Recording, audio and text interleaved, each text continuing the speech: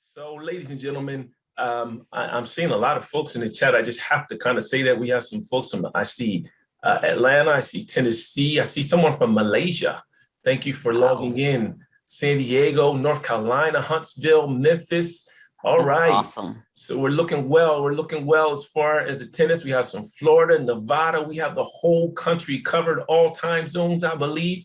So I see a few folks saying they're excited for this session. I'm very excited for it as well. San Francisco, thank you for logging in. My name is Dr. Newton Miller. I am one of the lead faculty here at the University of Arizona Global Campus, and I get the opportunity to be the faculty advisor along with Dr. Tamika Fitzpatrick for the Global Black Community Student Organization. And we have the Global Black Community, we call it GBC, has basically sponsored this event, put it together with a series of 5 webinars that we're holding monthly and a daily little known Black history fact that can be accessed on the website, the Google site that the student group created for this event. So we'll put that site in the chat for you as we're going along so you can check that out and see those little known Black history facts. But as we get started today, we have a wonderful panel that I want to introduce to you. And kind of how our format will go, and I'm saying this in case our panelists forgot. What we'll do is I'll just briefly tell you something really small about the panelists. I will turn it over to them. They will have an opportunity to say anything else about themselves that they would like. And then their thoughts around the whole idea of Black History Month or any Heritage Month at all. So it'll be wide open. Hopefully we'll get some pearls of wisdom from them. So if you have your note paper, your notebook, your pads, your pencils, it's time to get them out now. We are officially going to get this party started.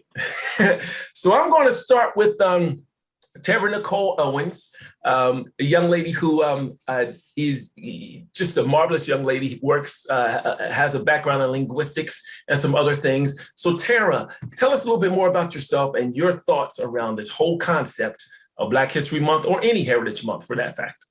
No, I had a feeling you were going to start with me. But as Dr. Miller said, my name is Tara Nicole Owens. I am originally from Pennsylvania, and I am coming at you live from Indianapolis. My thoughts on Black History Month, I would say, is that Black History Month is essential because it's a time to hold space for the Black lived experience. Black history lives at the intersection of race, gender, sexuality, socioeconomic, class, and so much more. We have the gift, opportunity, and responsibility to share, process, critique, celebrate all of Blackness and its complexities. My Blackness announces itself as soon as I walk into a room. However, there are some Black folks out there who may not share the same complexion as me. And so when we celebrate Black history, this is an inclusive invitation, and we must acknowledge those who come from various backgrounds. While my Blackness may announce itself before I open my mouth, I am reminded that I am multilingual. So if I walk into a boardroom and I say, hello, how are you? I still deserve respect. But if I also go into that boardroom and I say, yo fam, what's good? I still deserve respect on my end too. No matter the language that I speak, I am worthy of being celebrated. So if that language is African American vernacular English, si yo quiero hablar con ustedes en español, or if I'd like to speak English, academic English, if you will, I'm so worthy of being respected. The Black identity is not limited to one kind of Blackness, and it shouldn't have to succumb to respectability politics. So in these 28 days and beyond, I invite everyone to celebrate Black history and Black History Month, past, present, and Black history in the making. So my name is Tara Owens, as I mentioned. I have a bachelor's degree in Spanish language and literature. I have a master's degree in international relations and human rights, and I will be pursuing that PhD. But yes, that's a little bit about me. Thank you. Outstanding, Tara. Thank you very much for for that super introduction of yourself and enlightenment around Blackness. I'm going to move over to a young lady who works in industry, Tara Jaketic, or TJ. We're going to call her TJ for this session so we don't get the two mixed up. Tell us a little about yourself and how you feel about Black History Month, or any Heritage Month for that fact. Well, I'm a little intimidated because Tara has just wowed us with her introduction, so which is fantastic. So working in the industrial distribution world, I'm also the chair of our Black inclusion group, first one ever in our company. So we are on a journey, not only personally, but professionally. So I'm excited to be a part of just all of those initiatives. So Dr. Miller, when you asked me to participate, and as I was preparing, I feel like I was all over the place, trying to figure out, am I coming from a corporate perspective? Am I coming from a mom? Am I coming from a Black woman who's been in situations where she's been the only woman, the only Black? And so, and I've talked to multiple colleagues.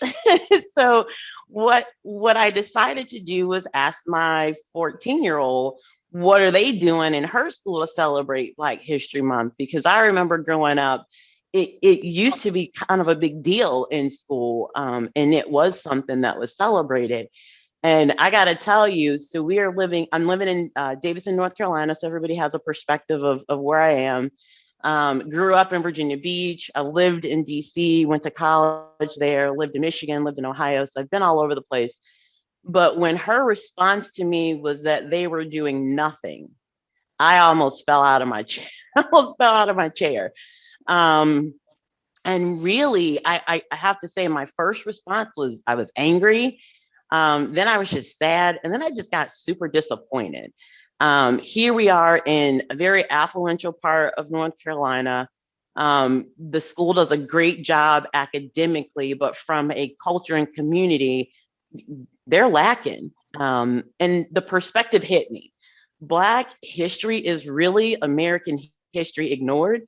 And so we should all want to know, everything about our history, inclusive of every person that's been a part of it. So I'm super excited to be here. And for me, Black History Month is really about, how do we know where we're going if we don't know where we've been?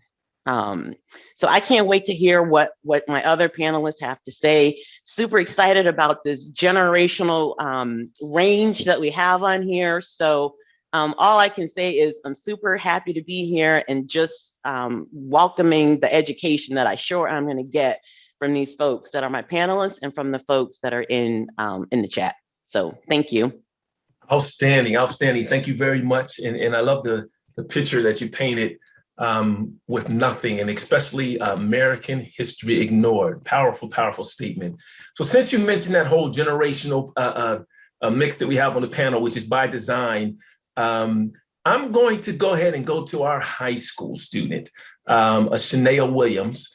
So Shaina, I believe, I always get it wrong if it's 10th or 11th grade, 1 and 2. Shaina, tell us a little bit about you, some of the things that you might be doing in high school. I know you're in a special group there that meets Fridays. You could tell us a little bit about that.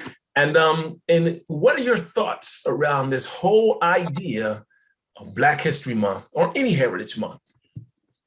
My name's Shaina. I'm 15. And in my school, we have a club called BSU, which is Black Student Union. And we meet every Friday to talk about Black issues or things that need to be changed, like in the school and in the world. And I feel that Black History Month is a month that people should learn facts about history, because without us, America wouldn't be what it is now. And we don't know that. We only know the facts that the school allows us to learn. And we don't learn about the things that we should know about America. And in the BSU, we help our school make Black History Month, us be proud of it. And we have our school give every day one fact about an lost, unknown Black African-American person that has done something great in America. and that we have forgotten. And yeah. Well, thank you, Shaina, for coming in, and thank you for shaking off the butterflies. I know it's probably a little scary for middle school and high school student to get on with these, in a panel like this. So thank you for that. So we're going to stay in line with that whole generational mix, and we're going to talk to our middle school student next. So Jayani Miller, you want to go ahead and come off mute and tell us a little bit about yourself, some of the things you might be doing in your school, and your thoughts around Black History Month. Jayani, and I do the nightly news. It's with a K because it's where it's cool. I'm getting a little scared. So I do the news at our school, and I write scripts and I talk about things that are going on around the world and things that are in our school, everything like that. So I want to say about Black History Month is that I think that we only really talk about it in school on Black History Month, but like other times in history class, we really only talk about like everything else, like this.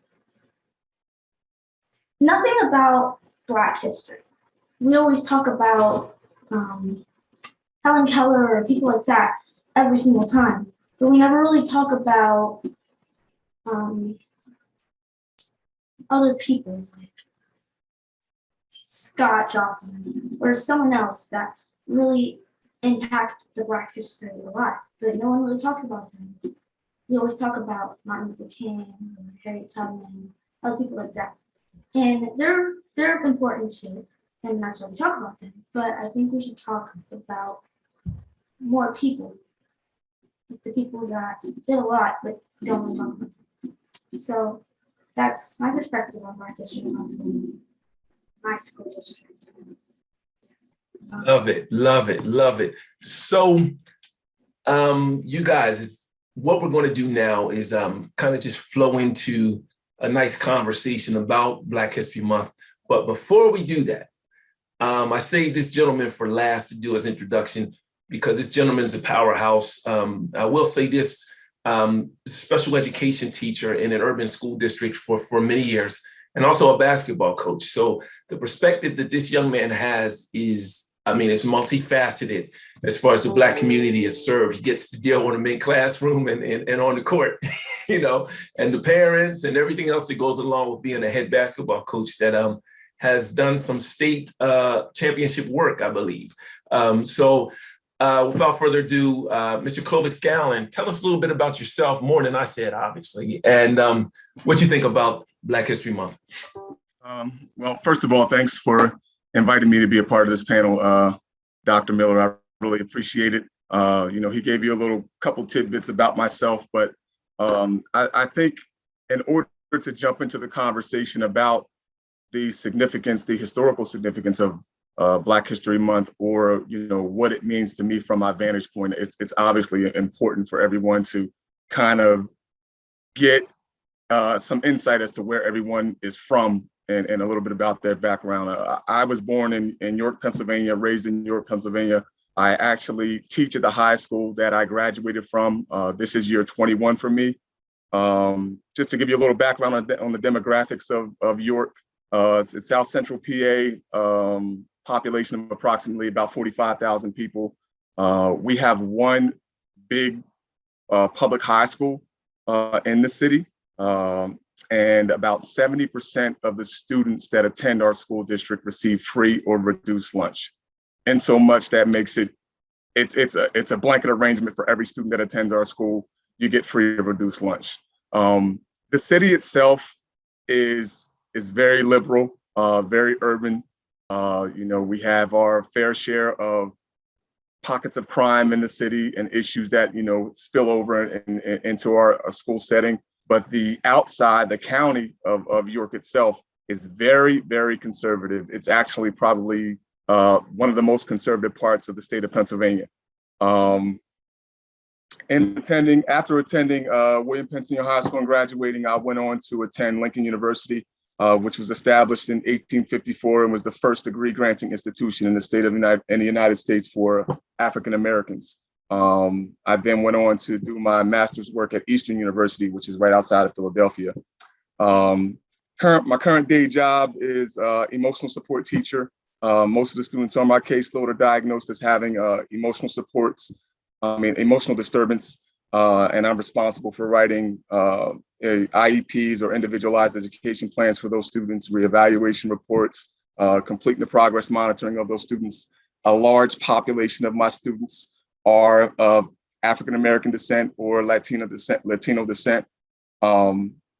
I also serve as a union rep for the Teachers Association.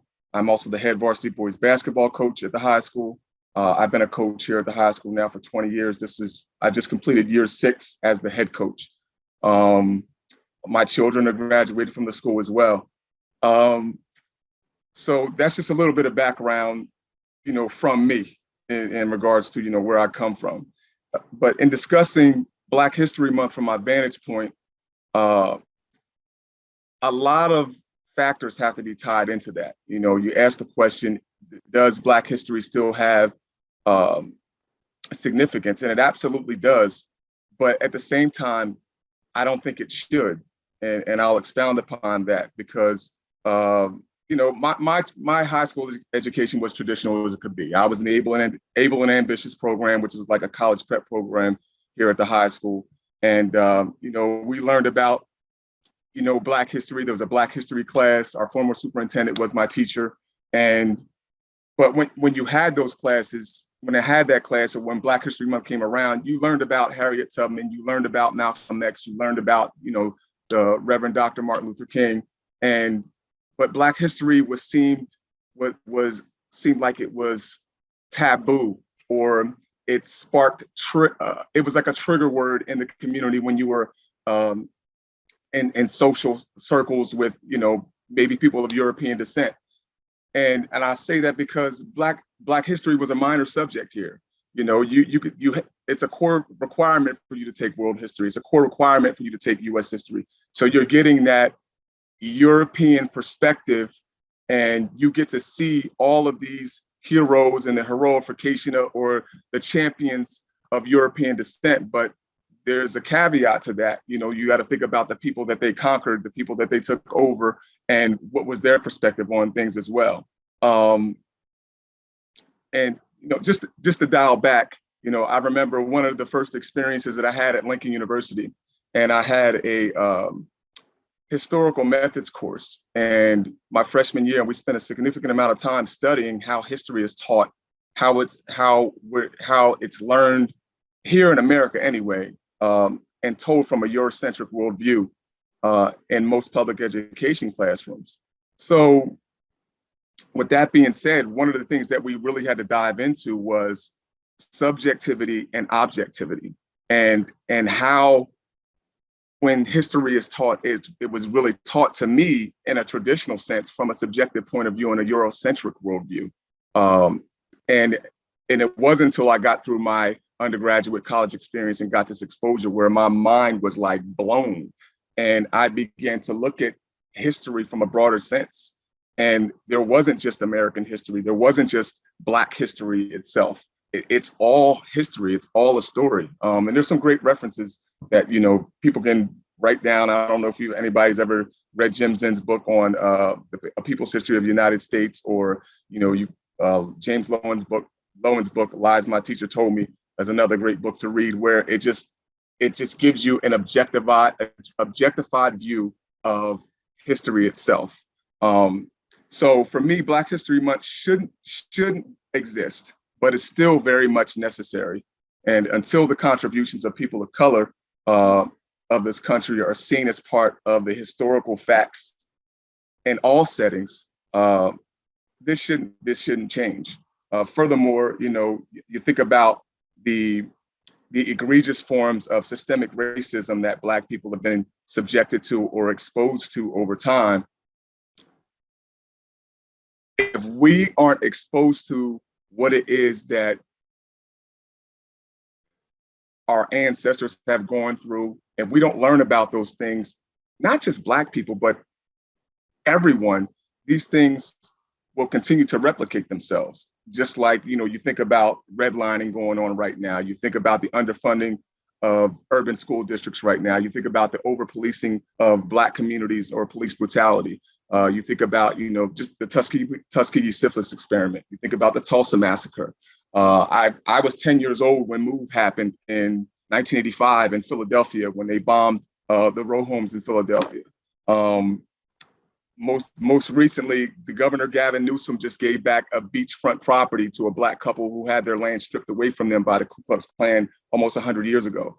Right here across a neighboring school district of York City, Central York School District attempted to ban books from their libraries so children could be exposed to some of, that not necessarily featured racial disparities, but definitely spoke to some of those things in those texts. So I'm hopeful that, one day that the subject of Black history itself is no longer needed, but right now we're a long way from that point. And I think we should absolutely continue to take the time to dive into this discussion and Black History Month itself.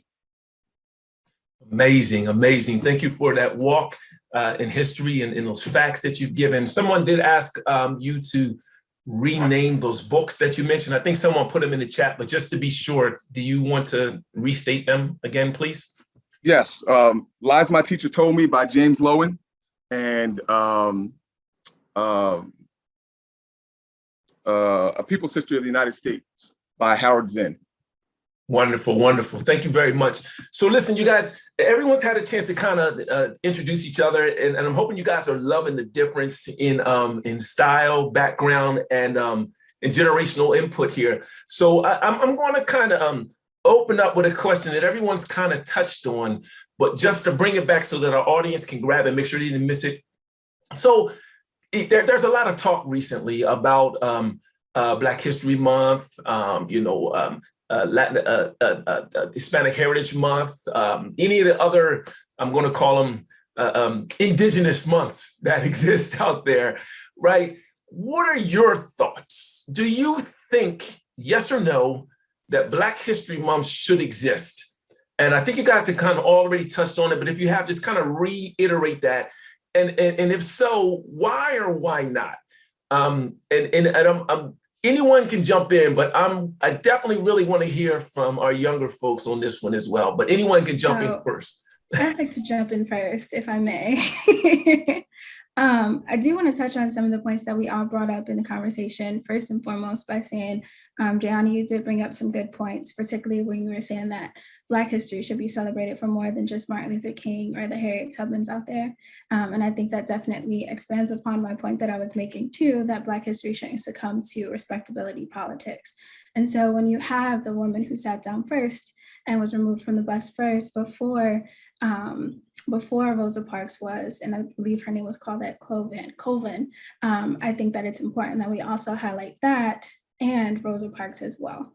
I think that something that Mr. Gallen had mentioned as well is that we all talk about, Black history or American history, but we don't talk about Black history specifically. And once we go through undergraduate, world history is required, but Black history is an elective, and that's privilege, right? So we can learn about white history, but we can't learn about Black history unless we elect to take that course. And so I also wanted to mention as well that I don't think that Black history is limited to Black trauma. I mean, we can talk about the KKK, we can talk about bombings, we can talk about all these different things, but I think that we should also highlight Black joy. All of these accomplishments that we have even on this panel and the accomplishments that we have around the world of Black people, not only limited to Black Americans, but also a diasporic experience that's worthy of being celebrated in Black History Month and beyond. And so I say all that to say, I do agree. I think that Black History Month shouldn't be necessary, but until we are on the same playing field as those who inhibited systemic racism, I think that it's essential. And that's why I feel that way. Marvelous. Anyone else like to chime in? Yeah, I'll add something really quick, Dr. Miller. So I agree. I definitely agree on the fact that it shouldn't be, but definitely is still an essential. And honestly, I feel like sometimes we're walking around in a fog when it comes to educating ourselves. So if we need to put it on a calendar and remind folks that this is the month we need to re-engage in that education, then I think that's one reason why I think it's necessary. And I'll be honest, I am surprised on a daily basis how much I don't know, and where the continued education has to go on. I'll mention really quickly, in Nashville, Tennessee, they have an African-American music museum. So I agree, like when we talk about history, we forget how embedded this Black culture is in all facets of the world. So if you ever are there and you have an opportunity to go to that museum, it is woven in the history, and it goes back to jazz, it goes back to slavery, it goes back to all of these traditions that we have today that without knowing the history, we may not even realize why we're doing what we're doing and why these things are so important to our culture. We're just sort of blindly walking along. So I think the history is necessary. Sadly, it's a month. I would love to see it be part of just what we talk about. And I was mentioning to a friend today, my daughter is learning more about overall history in her archaeology class that she's taking than she is getting a global view in the history class that she's currently taking. So it's necessary. The dialogue definitely needs to continue. I think this is a great way for us to re-engage, but it shouldn't end with February. But I mean, I think right now we need a focal point, and this Black History Month gives us that. Love it, love it, love it. So I'm going to kind of push a little bit. And I'm gonna pick on our middle schooler here. So and hopefully you don't mind me saying this. So Jayani is biracial, right? Latino and Black, right? So from your perspective, could you come off mute and tell us, do you think there should be a thing called Black History Month or Hispanic Heritage Month? Oh, we can't hear you. So the mic, how about we do this? How about we come back to Jayani, and I will push that question over to Shaina. Shaina, I'm gonna go off camera for a second so I can help Jayani out. But tell me, do you think it should exist? And if so, why or why not? I believe that Black history should exist. I just don't think that people should forget about other people's history, because like nowadays people only talk about Black history and like regular like Caucasian history. They don't really talk about any other nationalities like history, and we don't really talk about them. Can you guys hear me? Yeah, there you go. I think we can hear you now. Okay. Yes, I do think that both of them should be a thing, because I think I know like most of the time when you just hear, well, it's Hispanic Heritage Month and it's Black History Month, it's like, oh, well, that only affects Black people or Hispanic people. But it actually affects everybody around us and our communities, and even Caucasian people are affected by the months, but in a good way, I believe, because I think it impacts them, because like kids my age or like Shana's age, any kid, when we go to school, we learn about most of the time American history, but like only one side of American history. We normally don't really learn about Black history until it's Black History Month. So I think that when it's Black History Month, when we learn about Black history, it affects Caucasian people, because they are learning about it and getting to show empathy about it and getting to actually see what we've gone through just to get where we're at. So they can, when we show empathy, we get to learn about other people around us and kind of just like be like, well, now I see why people are doing this now, because what their ancestors did just for us to get us here, we have to continue with that, so then our world can be a better place for everybody. So I think that's why it should still be a thing. until our world becomes a better place and nobody is feeling less than, those months should still be a thing. So yeah, that's the main point.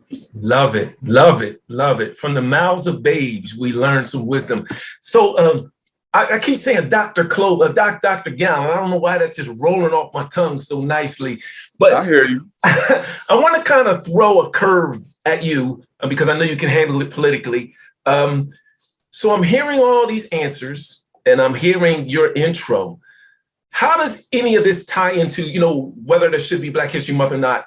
In your mind, how does this tie into any other critical race theory or the cancel culture ideas, that are floating around?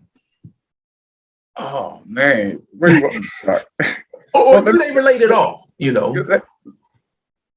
Think of what I was beginning to formulate my thoughts about around your question that you just asked the other members of the panel, and my mind began to roll, and I started thinking about curriculum, and I started thinking about what Shaina and what Jayani are being exposed to right now in their social studies classes, in their U.S. history classes, or maybe their world cultures class or world history class, what they're going to be exposed to in their formal education in a public school setting.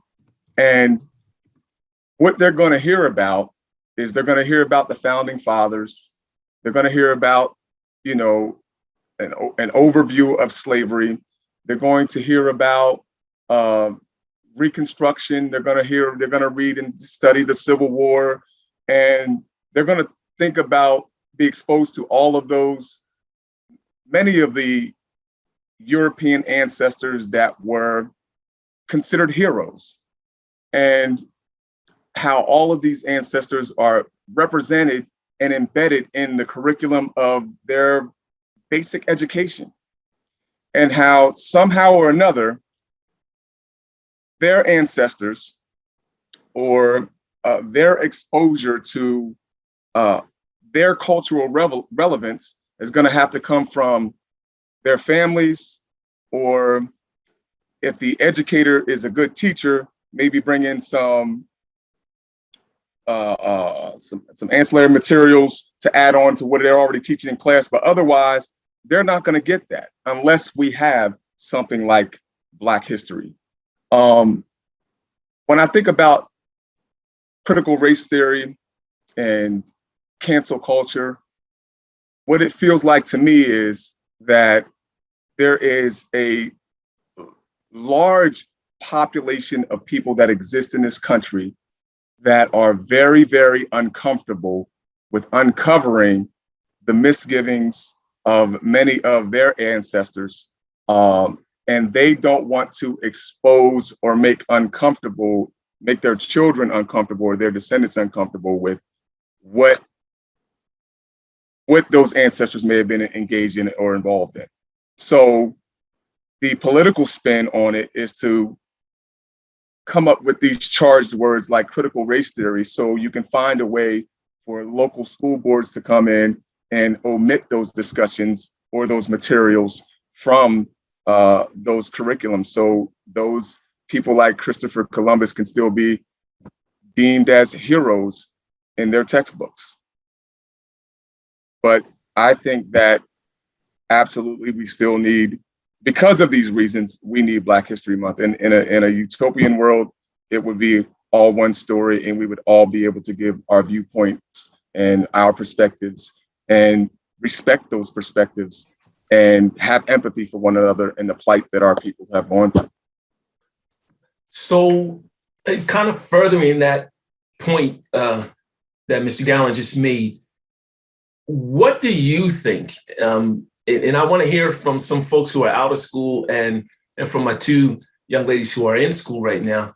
What do you think our educational institutions, and I'm talking about from PK through 16, a bachelor's degree, what do you think they should be doing when these heritage type months come around?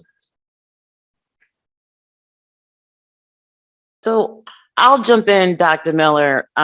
So raising a biracial daughter of my own, living now in North Carolina, there are parts of where I feel like I have gone back in time in a lot of my interactions.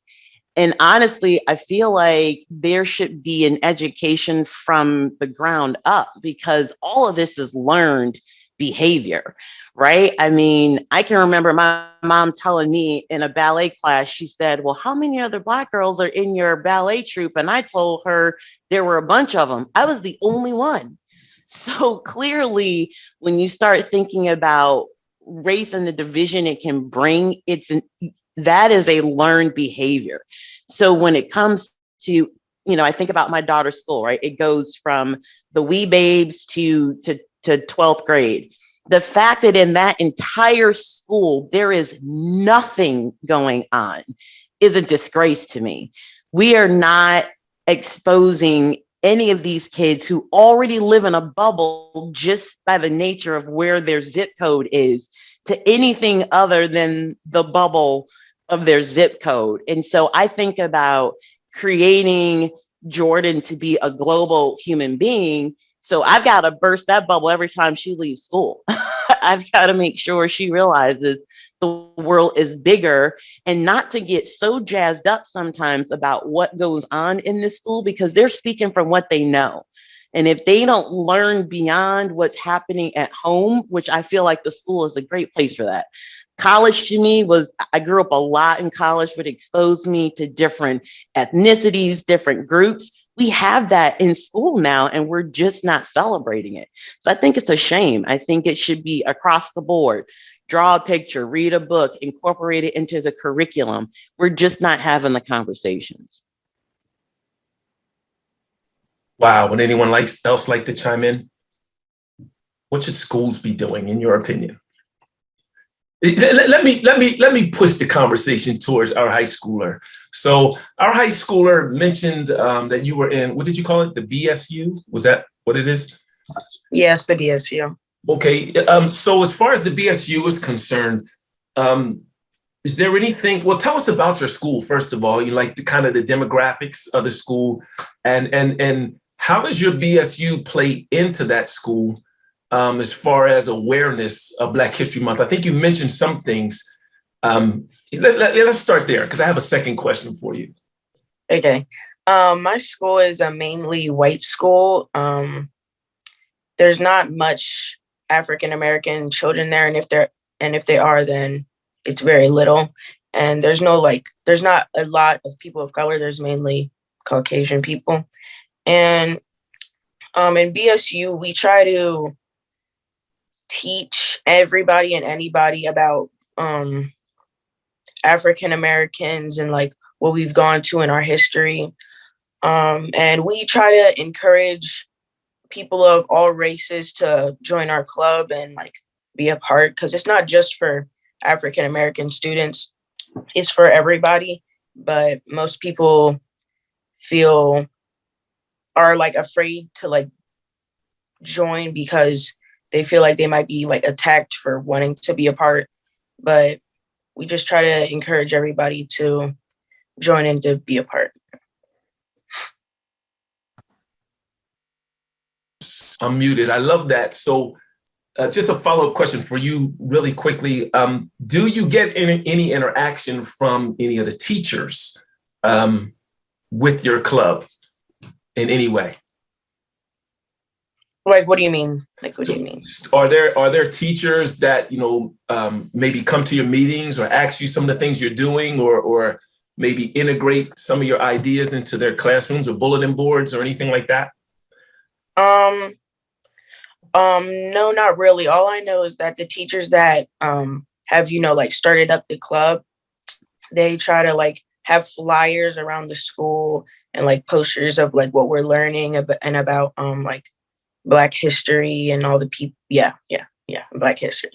Okay. Let me shoot over to Tara. Miss Owens. Right. So, because you have a whole perspective as far as linguistics are concerned. So, I believe you actually spent some time overseas, living in some other countries for some time. So, culture is a living thing in your life. What are your thoughts on what schools should be doing to more culturalize our young people? So I believe that we should be inclusive when we're talking about Black History Month, in the sense that we should welcome in those who might be mixed race, or those who they might be Black, but they might not be Black American, right? So my time living in England, I was asked by a few women from various countries in Africa, where did I come from? And when I told them that I was from Pennsylvania, they were like, well, you know, I know you're from the United States, but what country in Africa were you from? And there began my education process of the slave trade and why it is that, you know, I don't know which country I would be from in Africa. And Naomi Osaka, when she was deciding which country to represent, when she was participating in the Olympics, that was one thing that came up, that there was some controversy over the fact that she decided to go with her home country as opposed to the United States. And so I think that if we can invite the diversity of the Black experience and welcome in the diaspora into these conversations, I think that Blackness will be elevated in the sense that it's not just limited to our experiences here in the United States. I think that it would lessen the blow for students who might be Latino or Latinx and African American, or if a student identifies as within the LGBTQ community, they won't have to choose between celebrating in Black History Month and in Pride Month. I think that if we can welcome those conversations into K through 16, I think you said, grade levels, then students will feel more welcome and feel more included in the conversation. Yes, I agree. So I don't know if anyone want to chime in on that before I kind of push on to something else. So I think that in school, I think we should be talking more about other people. Like in Hispanic Heritage Month, at my school, they'll put up the bulletin board, and then like Jennifer Lopez and those people. So they'll put up those people, and I'm gonna look at it, and it'll be like interesting or whatever. But they'll do one thing that really like stood out to me at first. They called me out of my classroom, like a bunch of other kids in our classroom, and they're Hispanic kids like me. So we go, and then they took a picture of us. We were all confused why they took a picture of us, and then they put it on the nightly news, and I was like, oh my God, they actually did that. That's actually cool. But then it was like Black History Month. They didn't pull anybody out for Black History Month, which confused me a little bit. And I'm still confused about it, but then I start to think, why would they not pull out Black kids? Like, they get attacked for it. What was the point? And then I just like thought about what we learned during Black History Month, what we learned during Hispanic History Month. We learn a lot about Black History Month during Black History Month, but in Hispanic Heritage Month, we really don't learn about the people except for that bulletin board. We just continue to talk about American history and other stuff. So did they just take that picture to try to show, like, oh, we're representing? But I really represent it, because putting that in a video is not representing the Hispanic people and what they had to go through as well.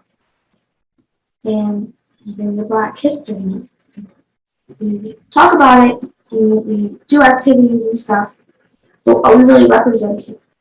We're not. So I think that's what we really should be talking about and what schools should be doing. We should be representing more. So yeah. So Jayani, go ahead. I was just going to piggyback off that. So I am actually an administrator at a high school here in Indianapolis. And one thing that we did in Hispanic Heritage Month was host Carnival, and we had our school's name. And we invited those from the Latino community to come and celebrate with us. But now this year, it was a part of my responsibility to host an event in February, of course, which is Black History Month. And that was something that we thought about. Okay, well, if we're going to host this and have it be such a big deal for Hispanic Heritage Month, we have to bring that same energy to Black History Month. And while I was in undergrad, I can relate to your experience of being pulled out and taking pictures and trying to show that we're diverse and things like that. And it's like, wait, like, am I here to be a student, or is it also my responsibility to highlight the fact that this school is diverse or it has students who look like me? So I say all that to say you're not alone. I feel the weight of now being an administrator, a Black administrator, but then also having that tie to the Latino community, because I work within that space, and making sure that I hold true to my responsibilities in representing and making students feel included in these conversations. So I hear you, girl. That's marvelous. That's marvelous. Listen, I've been watching and listening social media, different articles, different podcasts and things of that sort, where all folks, Black, white, red, yellow, and brown, have been saying things like, keep your 28 days. I'm Black History Now. Things of that sort. So I want to kind of dig into, why are we even having this conversation right now? Like, why is it a big thing, or why is it even a wavering discussion as to whether Black History Month has any significance in the direction that our society is moving today? I'll go. I think there's two roads that kind of parallel each other. I think on one hand, there is a segment of the population that believe that we have progressed enough that we don't need Black History Month anymore. And I mean, I think it's that simple. I think there's a lot of people that really believe that we've come far enough in our society that we no longer need Black History Month, and that we are represented and in media, in entertainment venues, in business. But I mean, we all know that we're still underrepresented. At the same time, I think that I'm losing my train of thought. At the same time, I think that it's absolutely necessary, because we are underrepresented. We still. I'm sorry, Dr. New, I completely lost my train of thought. Go ahead and ask the question again, please. So there's a lot of talk about whether Black History Month is something that should exist now, and you're hearing it even from Black populations saying, "Listen, keep your 28 days. I'm Black History today." Those kind of comments. So I guess what I'm asking is, why do we even have that conversation today? Why is it so prevalent in the shifts of society that we need to even consider whether Black History Month should be a thing? And I'm sorry, I got right back on track when you came back and asked the question again, because we are still severely underrepresented in every form or fashion, unless it's entertainment, unless it's sports. We are completely underrepresented in business and in every aspect of things. So Black history is necessary. It's not ingrained in general everyday studies in the curriculums of schools. When I think about just what happened over at Central York and them trying to ban the books out of their school system, so kids would not be exposed to those things, to that type of material, it's absolutely necessary. And until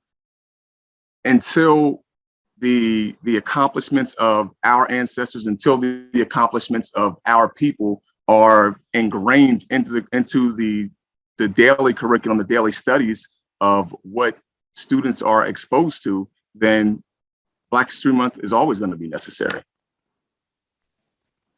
I apologize, everyone, for losing my No, that's okay. Dr. Miller, one of the things that comes to mind, so one of the things that I do too is change management, right? And so the very first stage of change management is awareness. Are you aware that there is a problem that needs to change? And so if you think about it, we can't change if we're not aware that there is a need to change. And so I think that's part of where Dr. Gallen was going. We've moved, but we haven't moved enough, right? And I think we're in this sort of sit down and be quiet mode in society where it's like, if you don't look like me, act like me, we can't be friends, and I'll just delete you. I'll delete you from my Facebook, I'll delete you from my Instagram, but I won't deal with you. And I think it's important to keep Black History Month because we still need to deal with each other, like it or not. History happened, and it happened the way that it did. And until we acknowledge that and we're aware that there's a problem that still exists, we're sitting stagnant. We're not going to go anywhere. It's like, hamster on the wheel. We're moving, but we're not going anywhere. Exactly. So unless anyone else wants to chime in on that, we have a few questions from the audience. I just want to pull in so that we can kind of, get some what they said. So one person said, how can we increase exposure to Black History Month within different parts of our society? What are some of your suggestions to increase the exposure?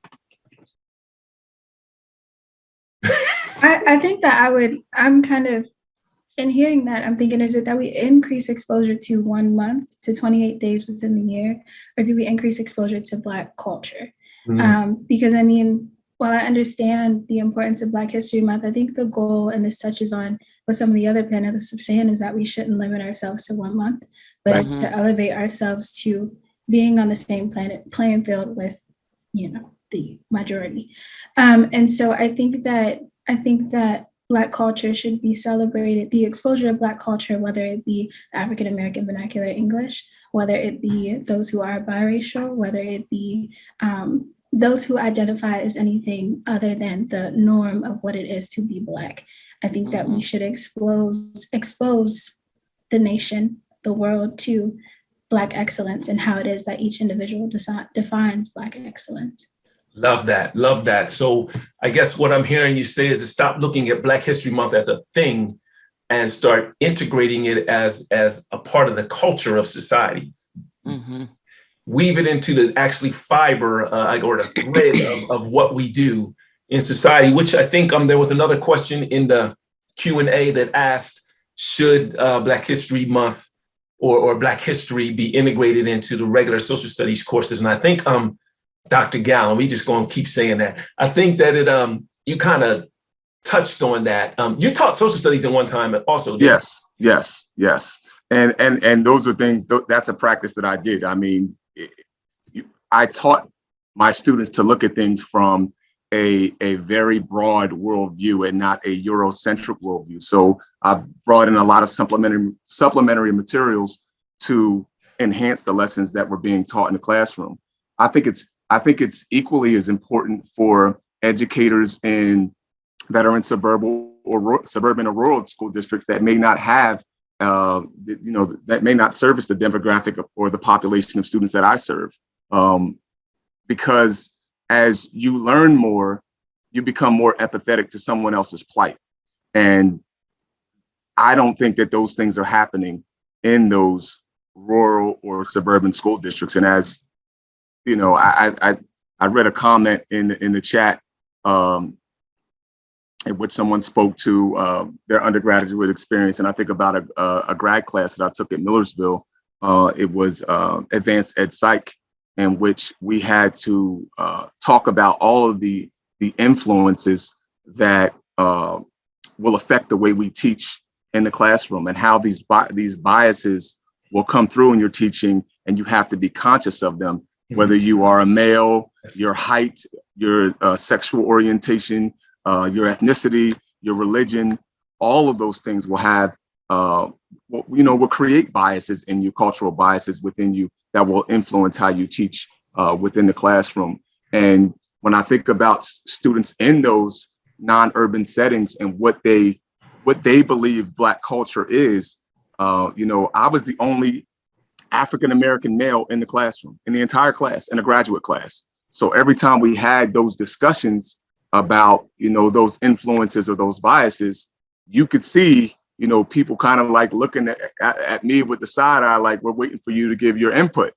So I think that teachers in those settings have to do a better job of bringing in those supplementary materials so students can be exposed to them and they don't receive their education through social media or television as to what Black culture is.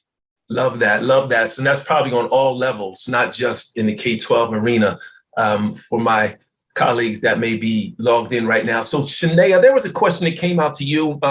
The question was, how do you involve other races and ethnicities in the Black Student Union at your school? And I think that that's a great question if you have any ideas, because that whatever you're doing on that level, we could also do on ours.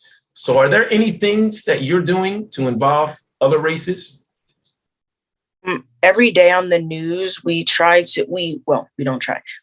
go onto our school news, which is broadcasted in every single classroom, and we inform them about BSU and what we are doing and the new things that we are learning. And we try to encourage them to join one of our classes. And yeah. Love it, love it. So the idea, is that I see you getting some chime in from the peanut gallery, right? So the idea, I guess, what Shaina is saying is offer. The more we offer one another, the more the walls come down and the more engagement and interaction we have. So one last question, because we're at time. One last question was just left my mind. Oh, so chime in real quick. I'm going to go on my screen the way I'm looking at it. And TJ, you're first. Is Black History Month a Black thing? Heck no, Dr. Miller. It's a us thing. Okay, Tara Nicole Owens, is Black History Month a Black thing? I mean, it's a Black thing, it's a white thing, it's an Asian thing, it's a thing, it's a us thing. That's what I gotta say.